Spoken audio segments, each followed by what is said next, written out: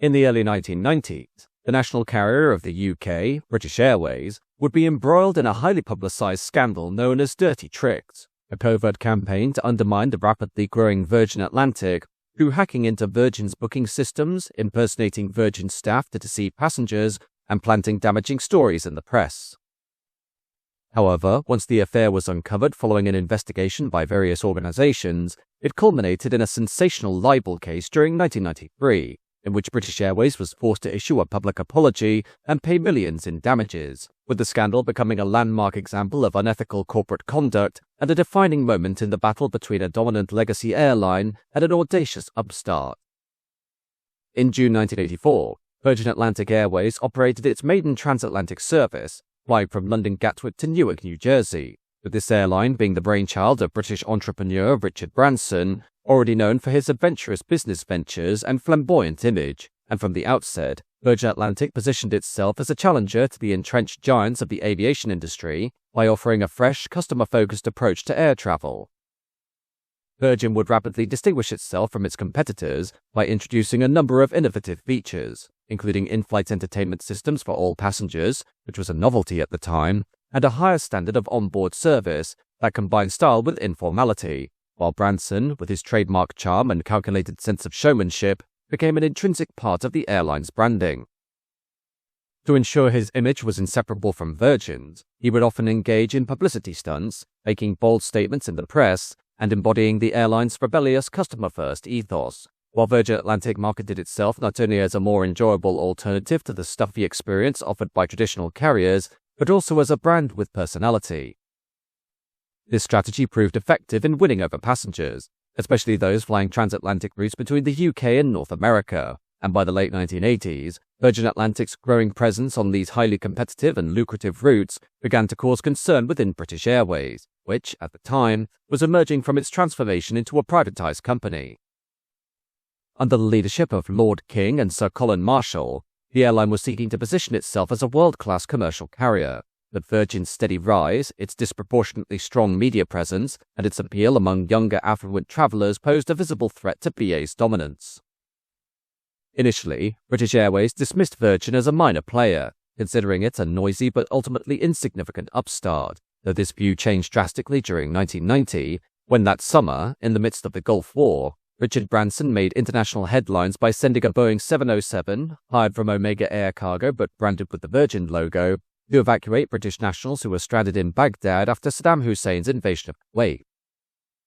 This humanitarian mission, although not financially profitable, was a public relations triumph, and images of Branson's aircraft returning British hostages to safety were widely broadcast, and the airline received praise from politicians, the press, and the general public alike. British Airways, meanwhile, faced simultaneous embarrassment, as on the eve of the Iraqi invasion of Kuwait, British Airways Flight 149 had been allowed to fly to Kuwait City, whereupon it became stranded when the airspace was overrun by the Iraqi Air Force, and its complement of passengers and crew were taken hostage by the Iraqi government until their gradual release by December 1990. Around the same time, Virgin achieved another major milestone that deeply unsettled BA's senior management, when the airline was awarded valuable takeoff and landing slots at London Heathrow Airport, with Virgin's move into Heathrow during July 1991 placing the airline in direct competition with BA on key long-haul routes, including those to the United States, where Virgin was steadily carving out a significant market share. This encroachment on BA's most profitable territory, combined with Virgin's growing goodwill and media influence, convinced BA that Virgin Atlantic was no longer a marginal competitor, but a genuine threat to its commercial supremacy, and during the summer months of 1990, British Airways initiated a clandestine operation aimed at undermining its smaller UK-based competitors.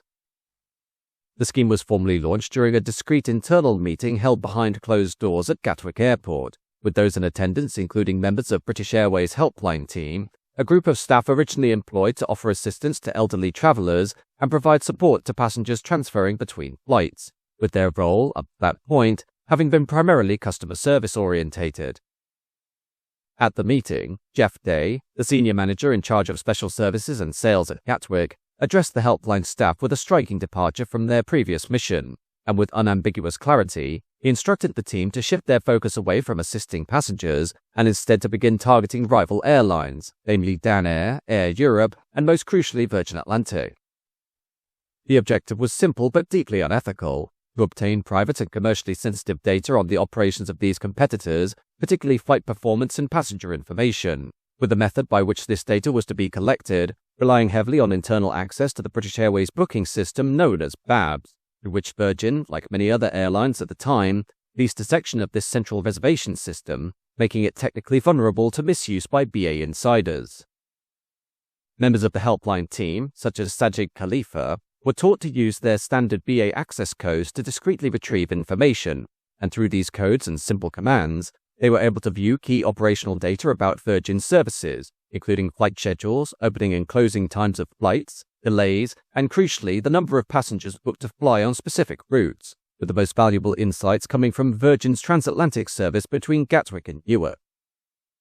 As the operation unfolded over the following months, the tactics employed became increasingly brazen and sophisticated, with members of the helpline team impersonating employees from Virgin and Air Europe in phone calls to ground handling agents, including Ogden Allied, Virgin's service provider at Gatwick, with this form of deception enabling them to request passenger information under false pretenses, posing as legitimate staff to gather details not readily available through BABS.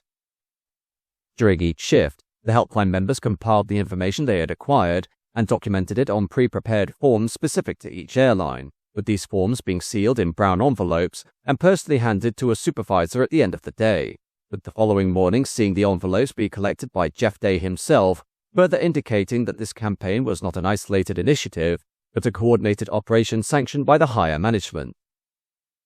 According to accounts that later emerged, the stolen data was passed along to British Airways head office in London and reached figures such as Liam Strong, then the company's marketing director, with this intelligence being potentially used to inform strategic decisions, such as flight scheduling and pricing tactics designed to weaken the competitive position of rival airlines. For example, if Virgin appeared to be running a full flight on a given day, BA could rapidly flood the same route with additional services or launch sudden price reductions to siphon off demand, with absolute secrecy being central to the campaign's success, and the helpline office at Gatwick was retrofitted with combination locks, and the legal team was given strict instructions never to speak of their work to colleagues outside of the unit, nor to friends or family. Even within the security of their locked office, written references to Virgin were banned, and when more detailed data was required, such as the actual number of passengers who had boarded Virgin flights, the helpline team would physically venture into the South Terminal after departures, where they would attempt to access Virgin's gate computers while the desks were unmanned. And although these hacking attempts were not always successful due to security enhancements like password-protected access cards, they formed part of a wider pattern of persistent intrusion. Another tactic involved exploiting Virgin flight delays, as when helpline staff learned through BABS that a Virgin departure was running late, they would cross to the South Terminal wearing distinctive white carnations, at which point they would approach stranded Virgin passengers and attempt to lure them over to British Airways services, sometimes offering incentives or upgrades. And while such last-minute customer acquisition efforts were not unknown in the industry, their orchestration in this context, as part of a sustained corporate sabotage campaign, revealed a level of planning that went far beyond competitive enthusiasm. Richard Branson would later reveal the extent of the disruption this caused to his airline, as with only a small fleet of 7 aircraft at the time, Virgin was acutely vulnerable to poaching and schedule disruption, with a single delayed flight causing logistical problems across the network, and BA's interventions sought to capitalize on this fragility.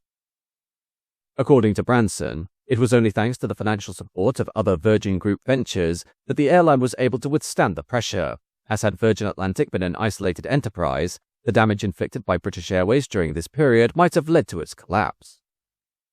As the year progressed, suspicions inside Virgin Atlantic grew stronger, as there were increasing signs that BA's tactics went beyond ordinary competitive behavior, with Branson and his team beginning to systematically gather evidence on what they believed were deliberate acts of sabotage, with staff reporting unusual customer complaints and interactions that suggested impersonation or misinformation. By October 1991, Branson believed he had amassed enough documentation and testimonies to confront British Airways openly, and he wrote directly to BA's board, accusing them of unethical and underhanded conduct, with his letter detailing instances of apparent industrial espionage, passenger harassment, and attempts to undermine Virgin's commercial reputation. The response from BA's senior leadership was swift but dismissive, as rather than engaging with specific allegations, they accused Branson of manufacturing drama for the sake of publicity, brushing off the complaint as little more than a media stunt by a flamboyant entrepreneur, and with the company being unwilling to admit any fault, British Airways retaliated by initiating its own counteroffensive. Internally dubbed Operation Barbara, this campaign aimed to discredit Virgin Atlantic through the selective release of damaging and often misleading information, with a dossier being compiled, purportedly detailing operational and financial weaknesses within the Virgin brand, portions of which found their way into the hands of journalists and media outlets, which was followed by a spate of negative press stories that painted Virgin in a bleak light, including claims that the airline was experiencing serious financial trouble or had been denied fuel credit by major suppliers such as Shell. In February 1992, a powerful exposé aired on Thames Television's This Week programme, in which journalist Martin Gregory laid bare the extent of a covert campaign orchestrated by British Airways to undermine Virgin Atlantic, with the revelations being extraordinary, disclosing that British Airways had, since 1990, operated a clandestine unit from a secured area within Gatwick Airport, with their mission involving systematically gathering sensitive and commercially valuable information on competing airlines, with Virgin Atlantic being their primary target. The television broadcast caused a national scandal and prompted immediate legal action, with Branson, incensed by the breadth and audacity of the tactics revealed, filing a libel suit in March 1992 against British Airways and its chairman, Lord King. While central to the case were articles published in BA's internal newsletter and other correspondence that dismissed Virgin's allegations as mere publicity-seeking antics. Branson's claim contended that these denials were not only misleading but defamatory, particularly in light of the mounting evidence, and in response, British Airways filed a counterclaim, accusing Branson of libel in return, suggesting that his public comments had damaged the airline's reputation without foundation. The High Court hearing, presided over by Mr. Justice Drake, revealed that BA had employed the services of its PR consultant, Brian Basham, to circulate damaging rumours within the financial press and among city analysts, thereby attempting to erode confidence in Virgin's financial health and commercial viability, while the court also heard that Virgin had been the target of internal memos and press briefings, portraying the company as unstable and Branson as a self-promoting opportunist.